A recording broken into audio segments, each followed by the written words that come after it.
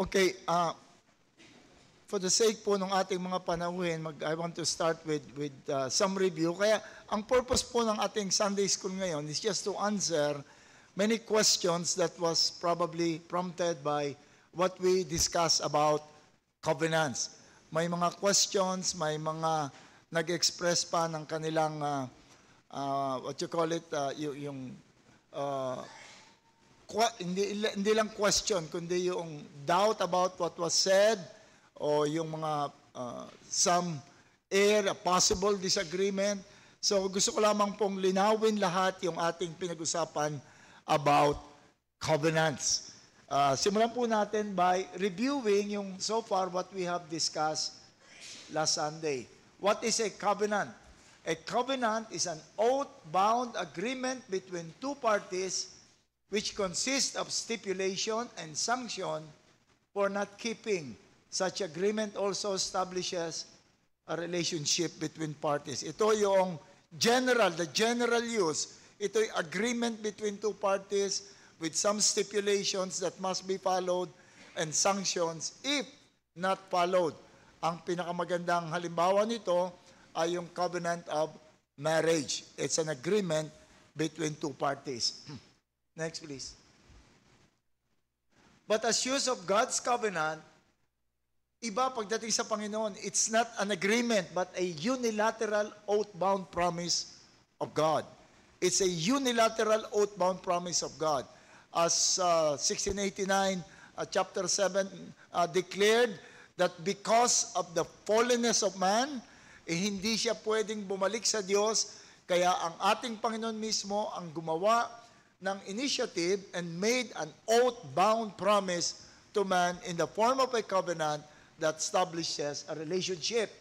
So it's not an agreement forged between God and man, as is man and man, but rather God making a solemn oath-bound promise. Kaya nga lahat ng covenant of God are termed by Him my covenant. It is never called our covenant, but it's my covenant, and it establishes established relationship to those to whom the covenant is made. Ito po yung ating understanding, yung nakaraang message na ipinakita natin. Now, for the questions na nag-arise from that, ito po yung mga questions. Next, please. Pakita ko muna natin dun sa diagram yung place ng covenant dun sa general plan of God. Nagsimula tayo dun sa what we call covenant of redemption. Although, as I've said, my hesitancy to call it a covenant of redemption because it's not really, covenant was not really used. And in fact, there is no mention that yung actual na nangyari ito, kundi we just derive from a statement from other part of the scripture that something happened from eternity. An agreement happened in eternity that God the Father promised to give His Son, Jesus Christ, the second person of the Trinity. He will give a people to Christ, and then Christ made a promise that He would save that people, and the Holy Spirit, by implication, also promised that He will apply and carry on that salvation. Yung transaction between the Father and the Son. It is the Holy Spirit that would apply that promise na yung transaction na yon. Now, most books call it a covenant of redemption, but following yung ating definition, even the 1689 definition of a covenant, na hindi pwedeng magkaroon ng natural bonding other than a covenant, kaya nagbigay ng covenant, at yun ang nag-establish ng relationship. Kaya, in my understanding, it will not fit to be called a covenant, but simply a transaction between God the Father, God the Son, and God the Holy Spirit. And then, again, another loose use of the word covenant, the covenant of grace. This is now the application in history noong covenant of redemption. Yung covenant of redemption, bahagi lang yon ng transaction, and then nung i-apply na in history, dito na ngayon nagsimula yung application ng covenant of redemption. At ito'y unang ipinahayag sa atin sa Genesis 3:15.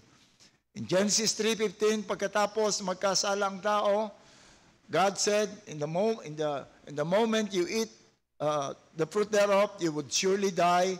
But when they did eat the fruit, they did not die. They still lived some more years. But more than that, God promised them a salvation. That the seed of the woman would crush the head of the serpent. And that is known among theologians as the proto-evangelium, the first expression of the gospel. It is God laying down the plan of salvation. And then, para ipanganak yung only seed na yon, yung seed na yon na that would crush the head of the serpent, he will be born sometime in history. The world must be preserved. And so, there is the Noahic covenant that would preserve the world. Mamaya, titignan natin yan kung ano yung exact definition ng Noahic covenant. That is to preserve the world, no more flood, the world will no longer be destroyed, there will be seed time and harvest, and so on and so forth. And then, yung seed of the woman would pass through a line of promise. Makikita natin yan doon sa Genesis nung mamatay si Cain. Enoch was born as a replacement. So merong special. Pinaghiwalay kaagad ng Panginoon yung tao between the seed of the woman and the seed of the serpent. At pinakita kaagad na malinaw that there would be a line of promise. Hindi kahit sino lang ang daanan.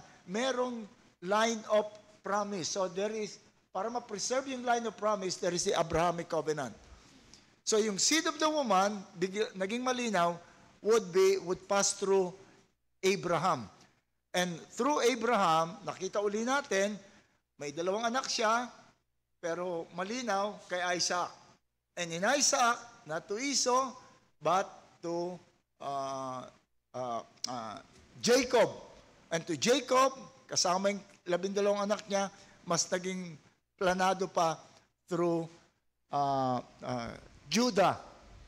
And then the men must be prepared for the kingdom. There must be a setup that would represent the kingdom.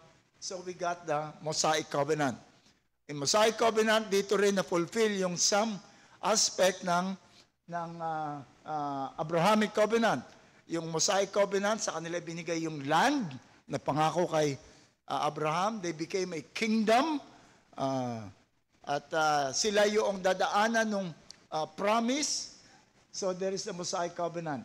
And then we have established, yung established kingdom, para kailangan i-establish yung kingdom, nagkaroon ng Davidic covenant. At titignan natin mamaya kung ano yung Davidic covenant. It is actually the establishment of a line of kings na ultimately pagdadaanan noong promised. And then ultimately, the full disclosure we have in the new covenant. So nakita niyo yung development. Una, seed lang. Pagkatapos, kailangan niyang makita natin merong line in Abrahamic. Tapos, yung line na yon would represent the kingdom. So there is the preparation under the Mosaic kingdom. And then, the establishment of the Davidic kingdom.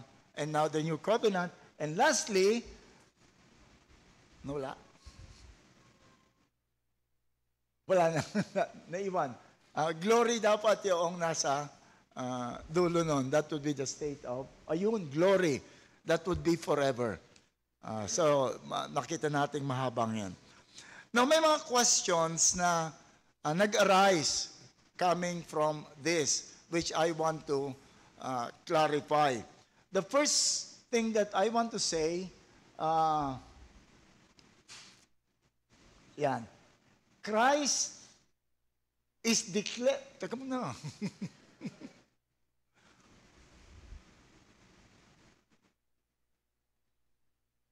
Christ is declared and known in all these covenants. Si Christ nandyan sa lahat ng covenants na yan.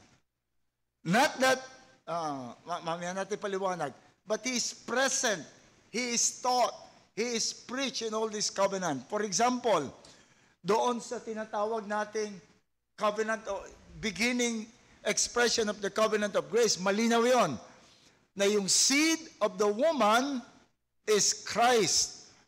So what was promised to Adam and Eve is Christ who would crush the head of the serpent. Si Christ yung ipinangako ng ating Panginoon. So malinaw. So if Adam or Eve would believe in that promised seed, in effect, they believed in Christ. And I believe Adam, there is no indication that he believed, but Eve, there is an indication that he believed. And then comes the Noahic covenant. Noahic covenant. Sabi sa Genesis 9, what is the Noahic covenant? Sabi niya, I establish,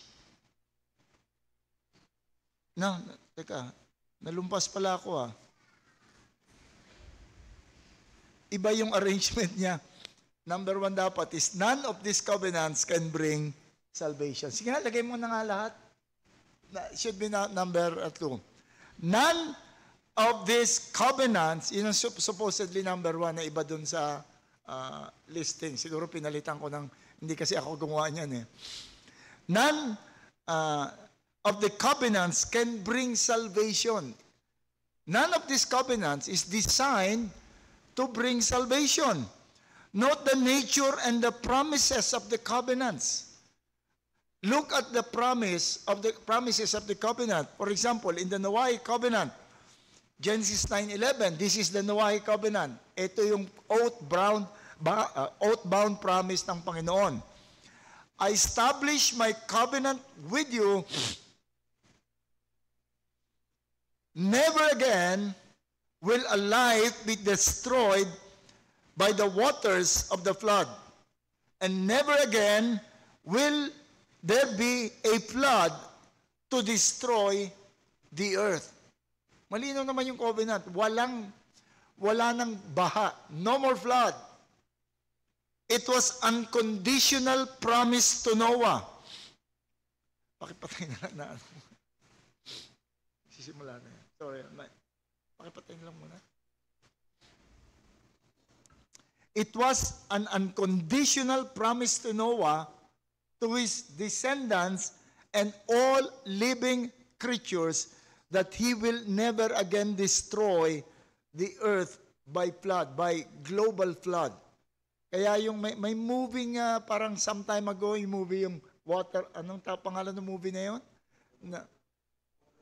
Waterworld, na parang nalubog uli yung si Kevin Costner yata yun na nalubog uli. That will not happen again. Yung kinakatakot nilang matunaw yung mga glaciers at lumubog ang buong mundo, that will not happen again because of the covenant of God to Noah. There is no requirement to stay in the covenant. Walang requirement, walang stipulation, walang sinabi ang Panginoon na dapat niyong gawin. The rainbow serves as the visible sign of this everlasting covenant.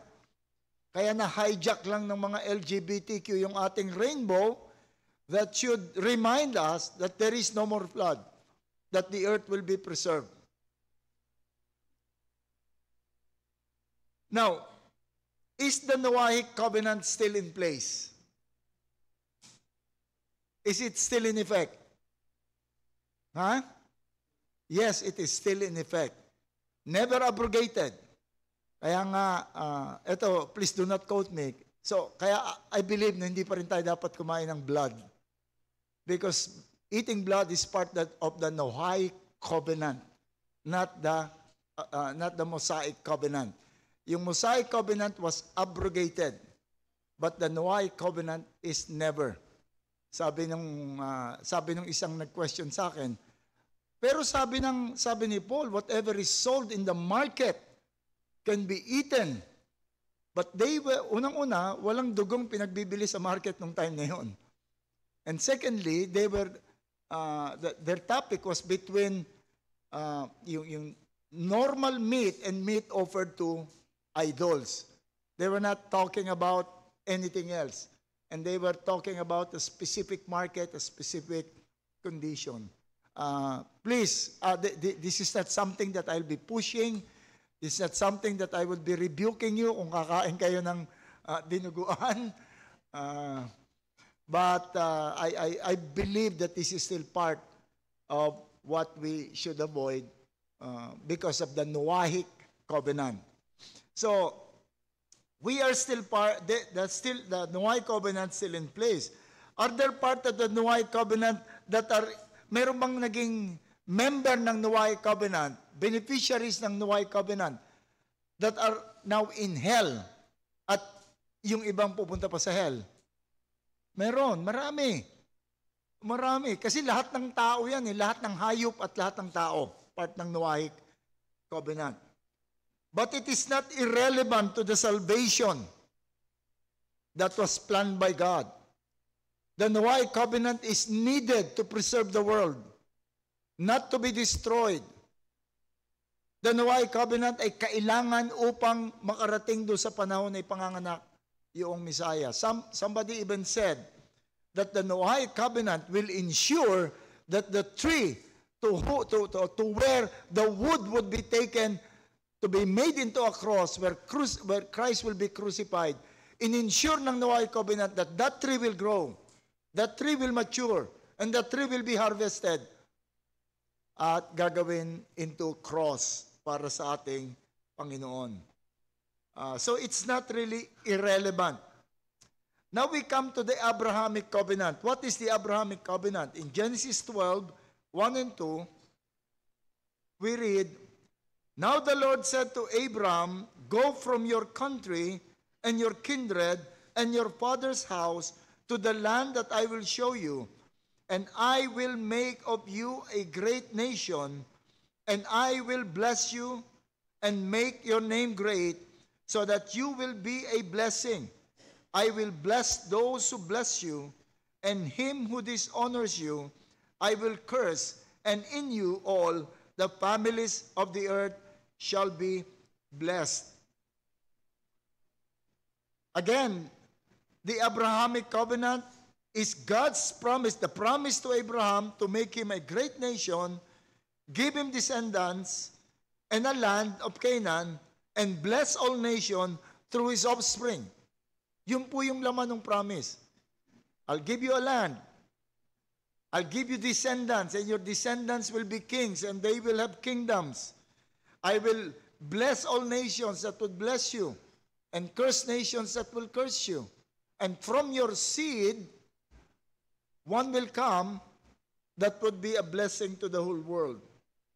And one of the offspring, the ultimate offspring we know was Christ.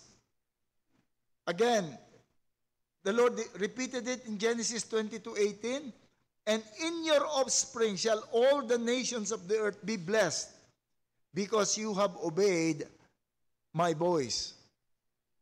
The Hebrew word offspring, zera, is singular.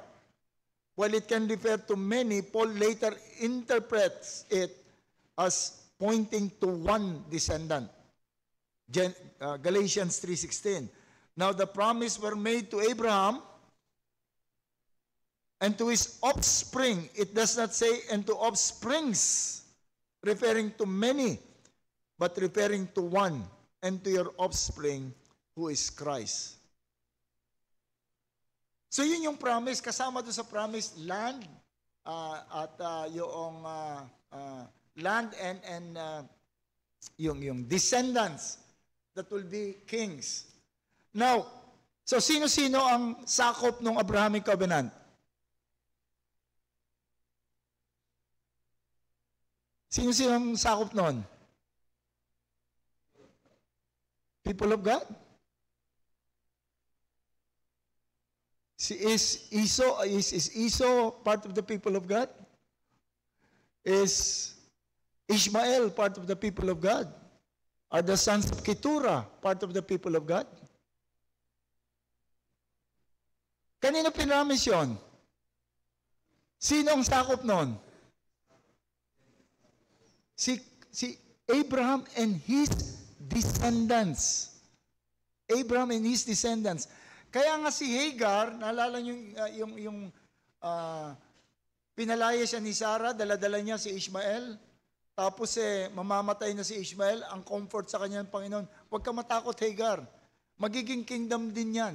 Because he, too, is the son of Abraham. The Lord is saying, I promise Abraham that kings will come out from him. I will give a kingdom to Ishmael. Hanggang ngayon, yung kingdom ni Ishmael, buong-buo pa rin.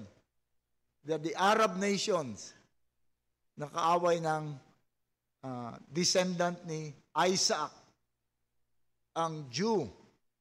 So, and the Abrahamic covenant is conditional. Conditional. In Genesis 17, 10 to 14, merong isang condition lang para manatili ka doon sa Abrahamic covenant.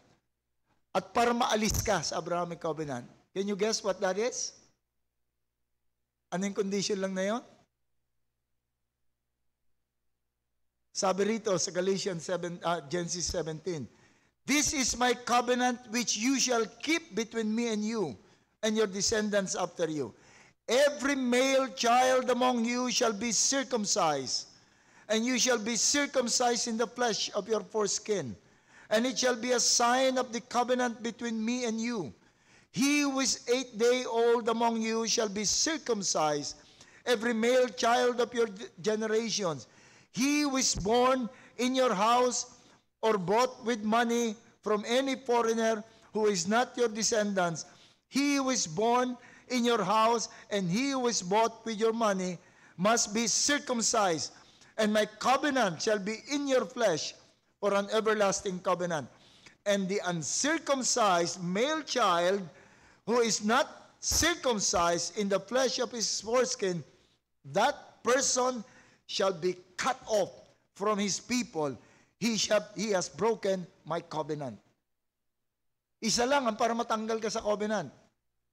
You refuse to be circumcised, then you are cut off from the covenant. So, is the Abrahamic covenant a covenant of salvation? It's not. It's not a covenant of salvation. But it is not irrelevant to the covenant of doon sa program of salvation. Why? Because part of the promise to Abraham was a seed that will bring salvation. A seed that will bring salvation. Yun ang promise. It's not the covenant that saved, but that promised seed.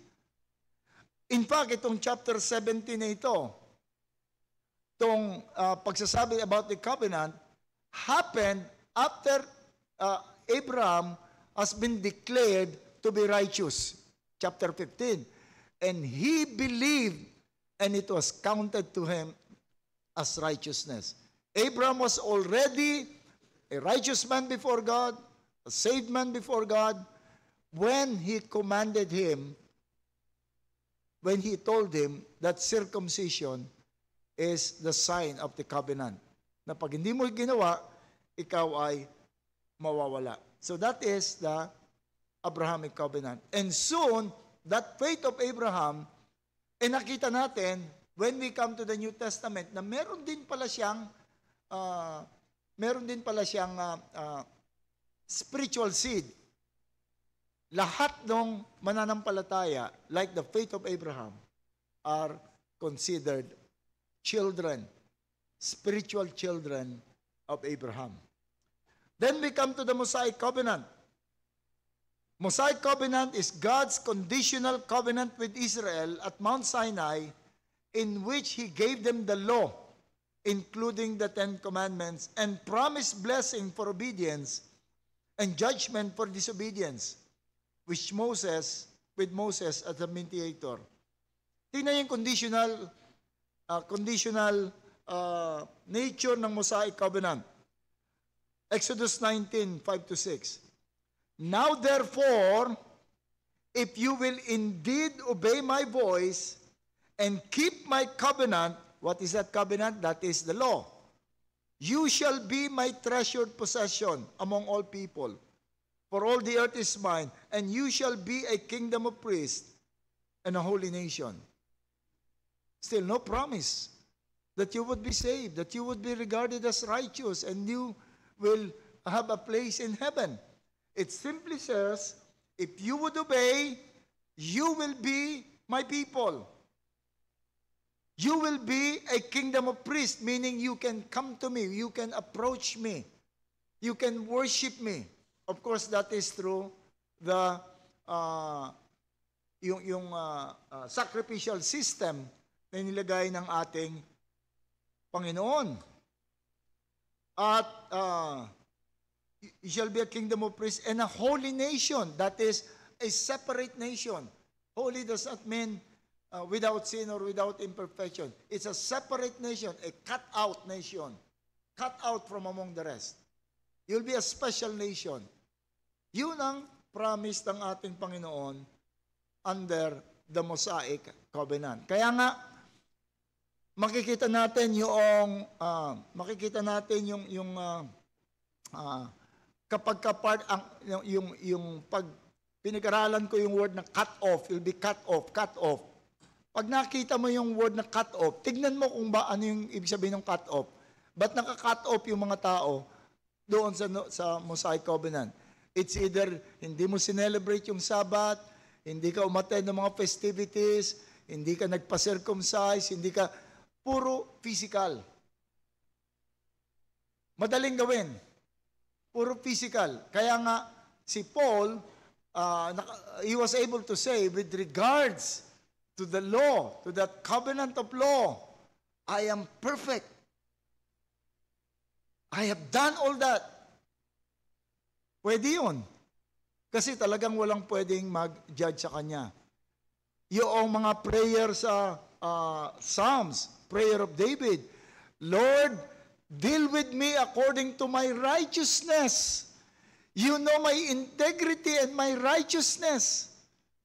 Kasi nakikita mong malinaw kung sumunod doon sa law o hindi. Alam mo, if you have broken the Sabbath or not, kung circumcised siya or not, kung siya ay ma-attend ng mga feasts or not, kung siya ay nag-o-offer ng dapat i-offer or not, you can see.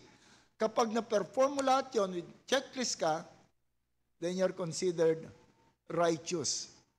And also, ganun din ang repentance doon sa under the Old Covenant.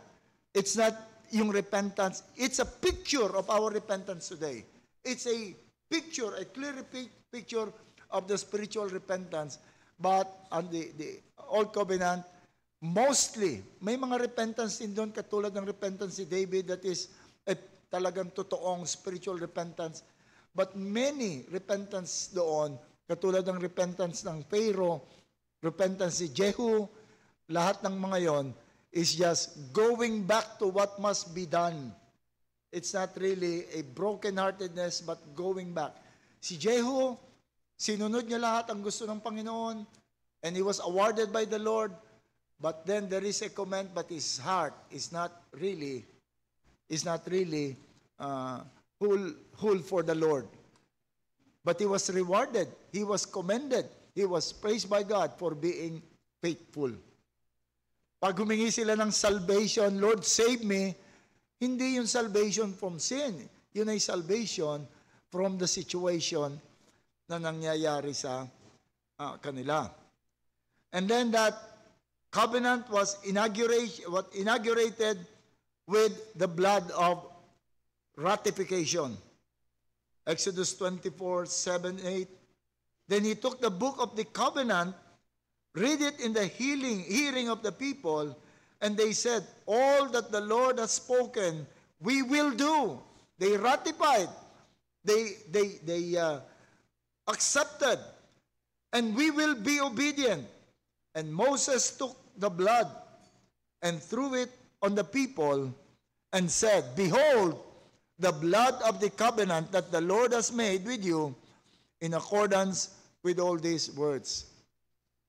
God made a covenant, they accepted the covenant, and it was inaugurated by blood. At nakikita rito ang central role of the Ten Commandments. Deuteronomy 4:13, and He declared to you His covenant, which He commanded you to perform. That is the 10 commandments, and He wrote them on 2 tablet stones. That's the covenant. Yung first 5 books is called the Book of the Covenant. Ito yung nakuha ni Josiah doon sa temple at binasa nila at nakita nila, we have been breaking this covenant. And they cried and they tried to correct whatever they have violated in that covenant. So, nandun yung central role. Yun ang role. Yung kingdom is pictured in the Mosaic covenant. They will be a people of God, the priesthood, a holy nation. And then comes the Davidic covenant. The Davidic covenant is God's unconditional promise to David that his offspring would establish an everlasting kingdom with one of his descendants, ultimately Christ, we know, reigning forever in his throne. Sabi sa 2 Samuel 7:12-13, promise ng ating Panginoon kay David, when your days are fulfilled and you lie down with your fathers, I will raise up your offspring after you, and I will establish the throne of His kingdom forever. Now, teka muna. Balik muna tayo sa Mosaic Covenant. Is it possible to be faithful in the Mosaic Covenant and still go to hell? Faithful member ka ng Mosaic Covenant and still go to hell. Is it possible? Ha? Pwede ba?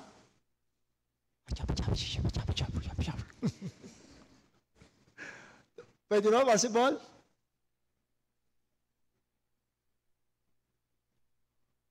Pag si Jiro nagtatanong, sinasagot nyo. Pag ako nagtatanong,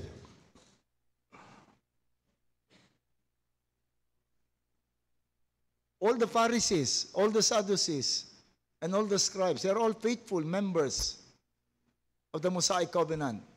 Wala kang pwedeng tignan sa kanila na masabing they're unfaithful. They were looked up upon. Of course, kung meron kang understanding, makikita mong they place yung tradition above the law of God. So, naging unfaithful sila ron. But in a general sense, lahat sila ay can be considered faithful do sa Mosaic Covenant. So you can be a faithful member of the Mosaic Covenant. Hanggang ngayon, may mga Orthodox Jews. Hanggang ngayon, meron mga Orthodox Jews na tinatry pa rin nilang i-keep yung lahat ng provision ng Mosaic Covenant. Nalala ko nga the late Pastor Lamar Martin, noong nag-aaral siya ng Jewish culture sa Israel, naghahanap siya ng upahang bahay, nakita niya merong mga mumurahing bahay lang, kaya lang pag-aari ng mga Orthodox Jews. Ang problema niya, pag pag-aari ng Orthodox, susunod ka sa lahat. Yung bago ka kumain, hugasan mo lahat, yung table mo, yung silya mo, lahat ng washing, mga ceremony and washing, pag Sunday, hindi ka, Sabat, hindi ka magsisindi ng apoy, hindi ka pwedeng mag-start ng sasakyan mo kasi ignition yun eh. That's equivalent to making fire, igniting fire. So, para makamura siya, sinunod niya yun. At every 3 o'clock, maririnig niya yung Shema Israel, Adonai Eloheinu, Adonai Ehad, yung listen Israel, the Lord is one. The Lord is God and the Lord is one.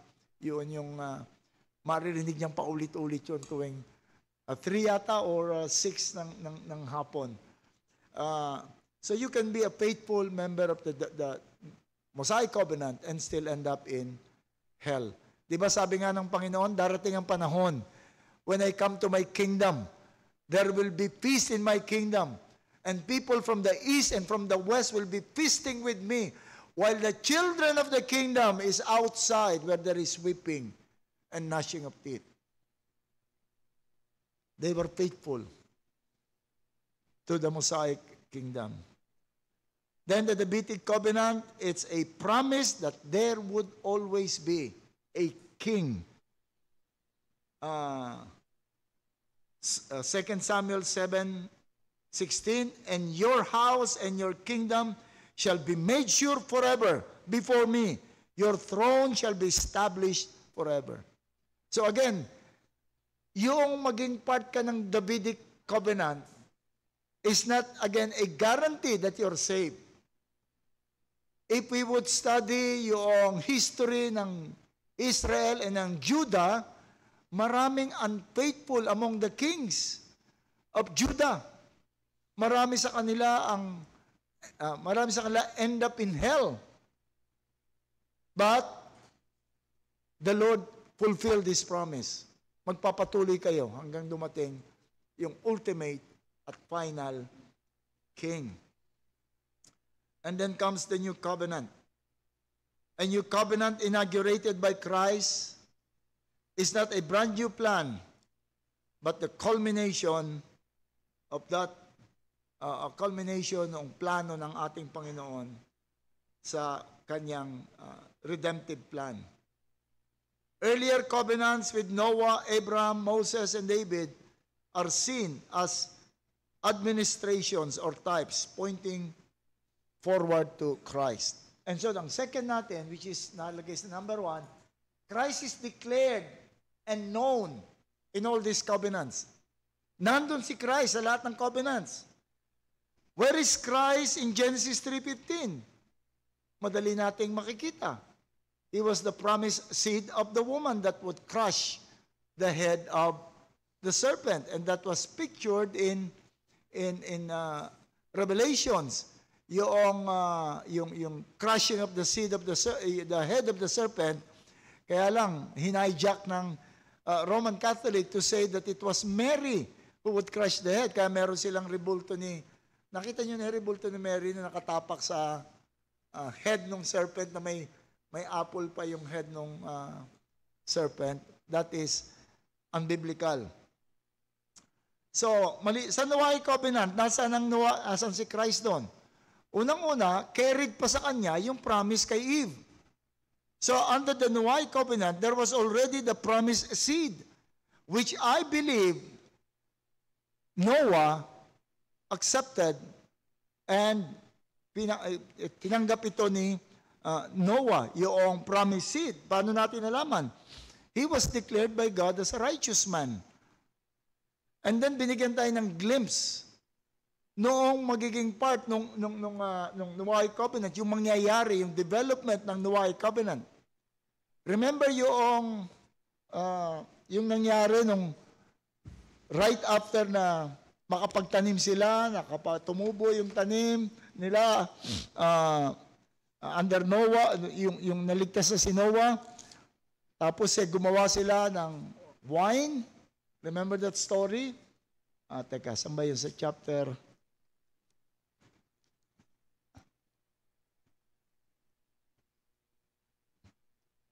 Chapter 9 ng Genesis.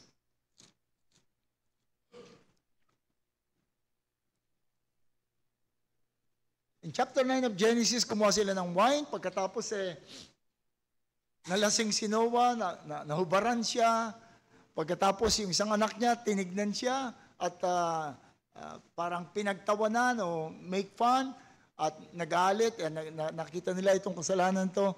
Then there was a statement tungkol dito doon sa nangyaring ito. Sabi na dito in verse 25, "Cursed be Canaan." Teka, sino ba yung ano?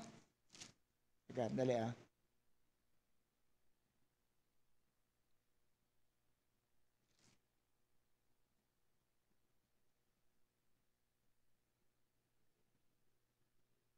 Si Ham. Si Ham yung nakatingin sa tatay niya, it's either tinitigan niya, whatever is the meaning of that incident, Pero hindi naging maganda yung judgment dito ni Noah and obviously ng Panginoon. Ang sabi niya, when Noah awoke from the wine and knew what his youngest son had done to him, he said, "Cursed be Canaan." Hindi si Ham ang kinurse. Ang kinurse is si Canaan, yung lahi ni Ham. Anak ni Ham. A servant of servants shall be to his brothers. And he also said in verse 26, "Blessed be the Lord, the God of Shem, and let Canaan be his servant. And may God enlarge Japheth, and let him dwell in the tent of Shem, and let Canaan be in his servant." Now, a further study of the Word of God and the history of redemption, you would see that this statement is a prophecy of what would transpire. Canaan's descendant later become the Canaanite, the morally corrupt Canaanite, judged by God through Israel's conquest. Pinarusahan sila ng Panginoon dahil sa maraming mga kamalian nila, yung pagsusunog ng anak nila as offering. The curse, it seemed, kaya yung curse be Canaan, yun yung sinabi ni Noah. Si Shem, ang blessing, sino si Shem? Siya yung sa line of promise. Ang mga Jew ay Semitic race. Kaya nga, di ba, pagkagalit ka sa Diyos is anti-Semitic ka or ang mga Jews ay Semitic. At dito, binless itong si Shem. And the line of promise, Shem is blessed as one through whom God's covenant line will continue, leading to Abraham, Israel, and ultimately to Christ. Yung praise na blessed be the Lord God of Shem emphasizes that Shem's blessing is rooted in his relationship with the true God. So nandun na kagad yung promise na salvation. Shem's line leads to Jesus, the true seed of the promise. Japheth dwelling in Shem's tent is fulfilled dahil yung mga Gentiles are grafted into the covenant made with the people of God under the new covenant. Canaan's curse is not racial or ethnic, it is moral and spiritual. So nandun na kagad si Christ. Dala pa carry over nung promise. In Abrahamic covenant, madali nating makita si Christ noon. Siya yung seed na pinangako ng ating Panginoon. Sa Mosaic covenant, kilala rin natin si Christ doon in types and symbols and shadows.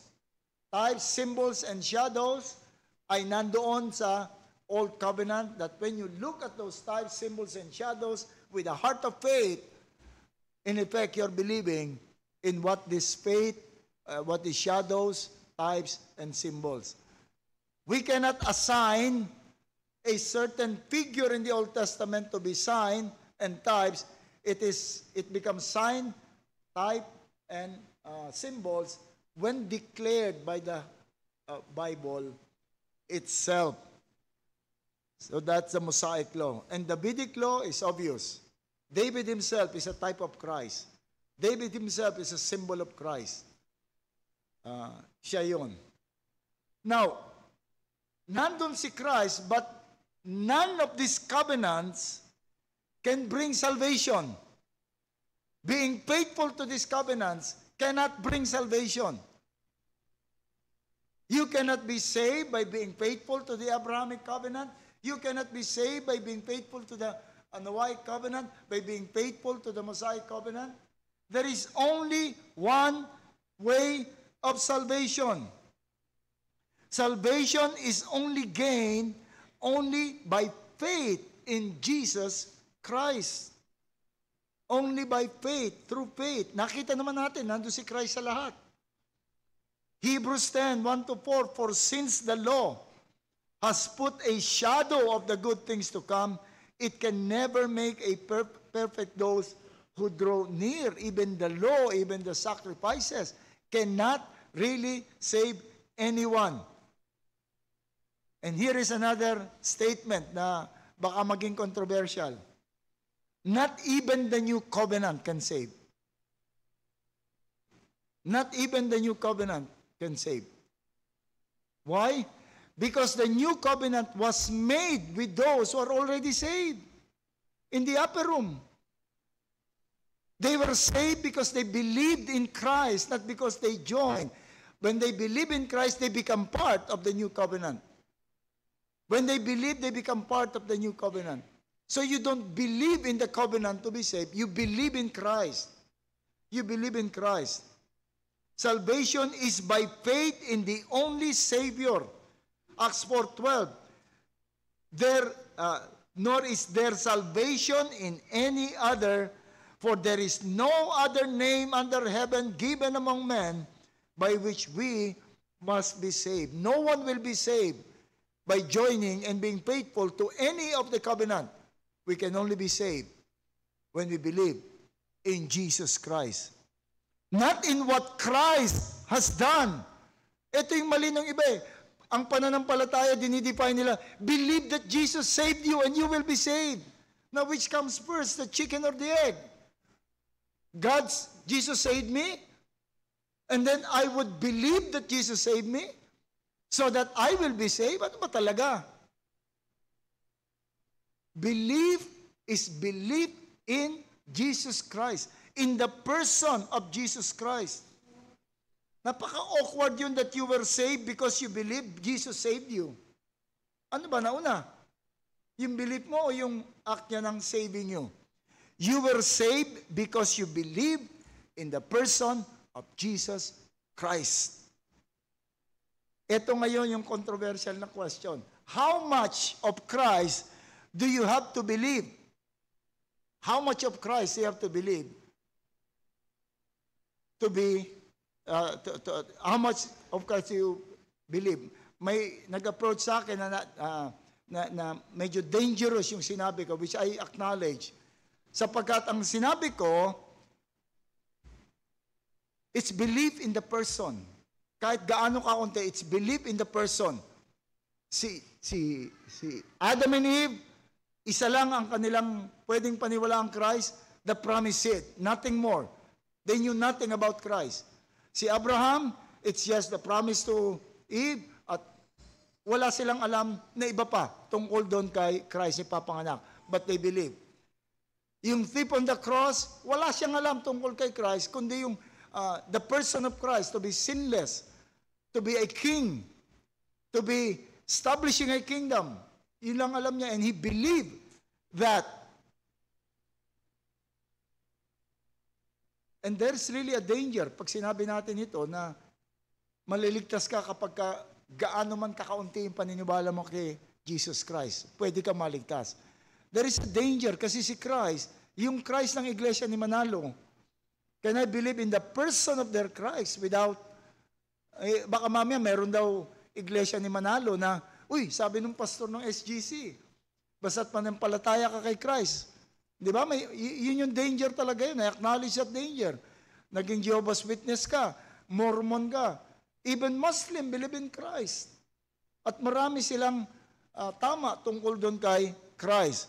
But here is ito yung pagtutuwid dito. Faith is believing in what was believed and not contrary to it. Believing in the person of Christ and what was revealed about the person of Christ. Not more, not less. Notice that believers of old believed in what was revealed to them. Abraham believed that a seed will be born, and he believed in that seed that will be a blessing, and it was counted to him as righteousness. Under the Mosaic covenant, they believed in the type, yung mga offering that points to a final offering, and they were considered righteous. Now, if an Iglesia ni Manalo or a Jehovah's Witness will come to me and say, I believe in Jesus Christ. I believe in the person of Jesus Christ. Is that enough? You know what I will do? Let me see. I will minister the word to him. Every word about Christ, he must believe. He must not reject any of the word. Any of the things said about Christ, he must not reject. If he will reject, then it's not true that he believed in the person. He's believing in a different Jesus Christ. Believing in the Jesus Christ.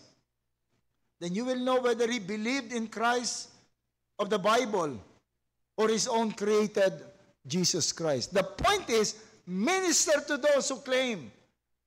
Do not push them away and reject them, but minister to them. If you really believe in Christ, do you know that Christ is real God? Do you know that the Bible declared yung totoong Kristiyano, tatanggapin niya yun immediately because sabi ng Panginoon, my sheep will hear my voice.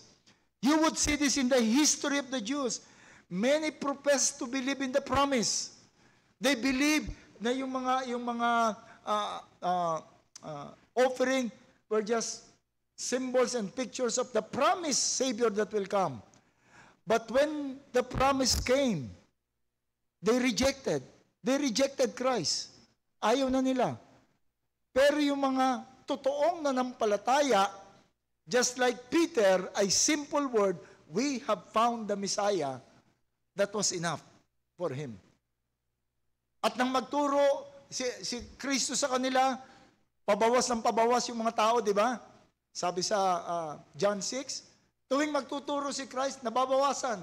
Nababawasan. Pati mga, ang sabi ng Panginoon kay do sa alagad niyang tunay, aalis din ba kayo? What was the answer of Peter? Where will we go? You have the Word of God. You have the Word of life. Saan kami pupunta? So nakita niyo yung ministry of Christ as He revealed Himself, yung hindi totoo, nawawala. So I can face a group of Iglesia ni Manalo and Jehovah's Witnesses all claiming to be Christ. They believing in Christ. I would confront them with the truth of Christ.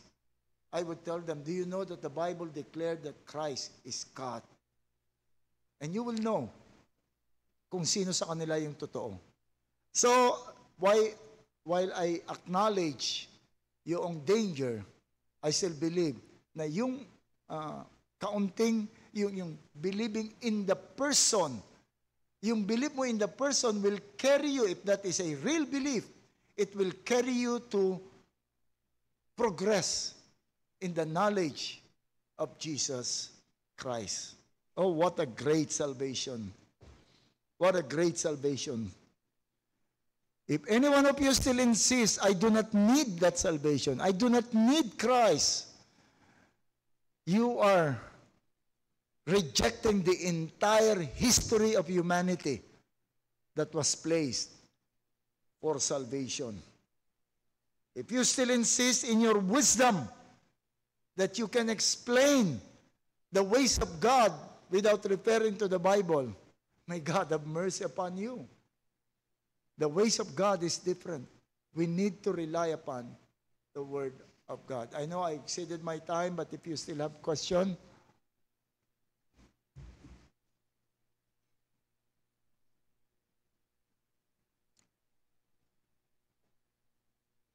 So if we will meditate upon this, talagang manliliit ka na lang sa kakulangan natin sa pangunawa at kalaman. We need to rely upon the Holy Spirit, rely upon the Word of God.